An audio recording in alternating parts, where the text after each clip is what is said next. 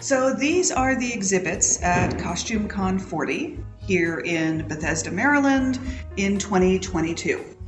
We're starting off with the portion of the exhibit that is dedicated to the International Costumers Guild Archives, which is a very large archive of images and ephemera relating to the entire history of convention and related event costuming. What you will see here are photographs from the archive's collections, as well as some images from recent costume cons in the area and from our archives online at www.icggallery.org, where you will find a complete history of costume history as we are bringing in more images into that all of the time. What we have here is a collection of ephemera, including progress reports, program books, the future fashion folio, t-shirts, shot glasses from the history of CostumeCon. This started with CostumeCon 1 in 1983 in San Diego and goes through the CostumeCon today, CostumeCon 40. John Deere fabric and color scheme is called Birth of a Product Placement.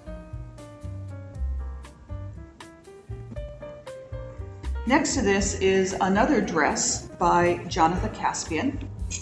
This is called The Digital Revolution, making a play both on the French Revolution, but also on the digital revolution of our time. And while we do not currently have it powered up, this is actually made with EL wire and is actually a powered light-up skirt.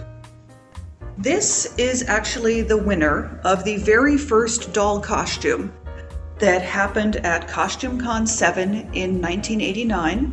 The doll is made by Carol Kosian and is in fact a doll on a swing, and she can actually swing on her swing. And when this was offered to us, I didn't even know this doll still existed.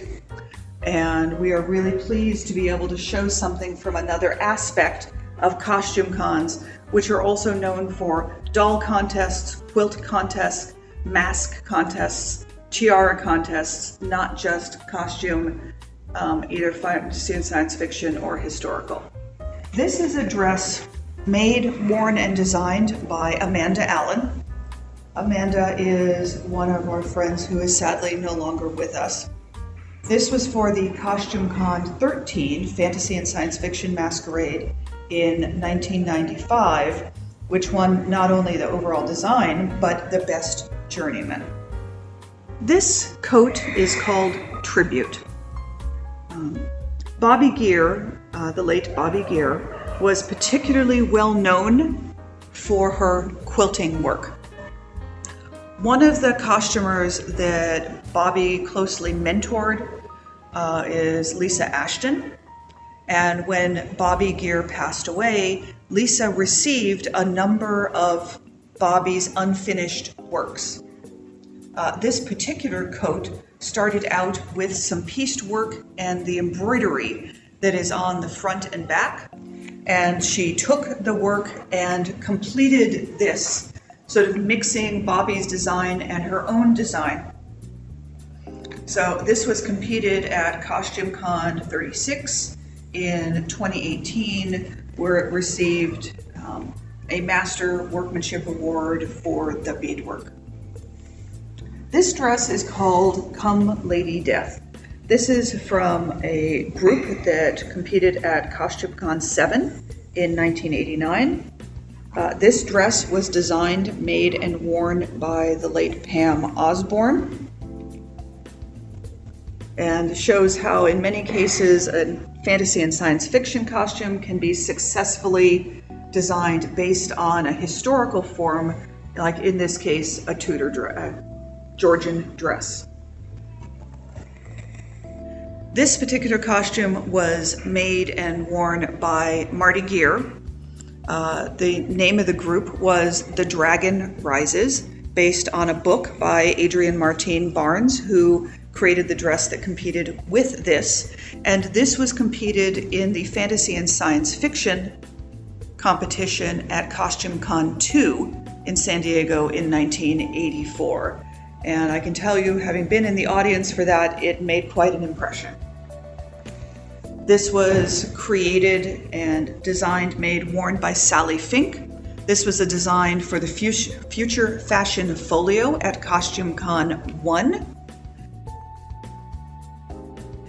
And we were very lucky and surprised to find that Sally still had this available and could bring a costume from a Costume Con 40 years ago here to show the history and how our costume has continued to evolve from that very first Costume Con to this Costume Con number 40.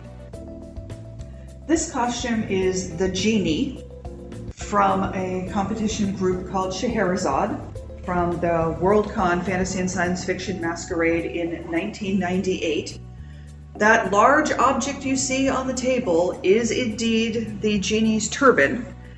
In fact, it's designed with the neck of a bottle shape at the top, and originally he was behind the turbine, and then which was meant to look like the Genie's bottle, and came out from behind it during the presentation.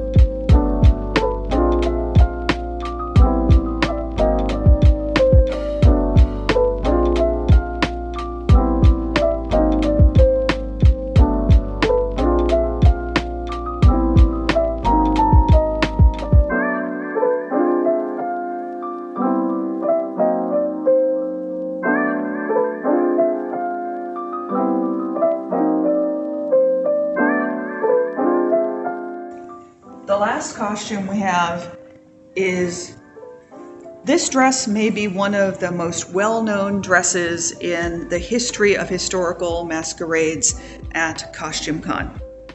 This dress was designed and made by the late Jeanette Holloman and Jennifer Ketchum, and was worn by Jeanette Holloman in the historical interpretation class in the historical masquerade at Costume Con 7 in 1989.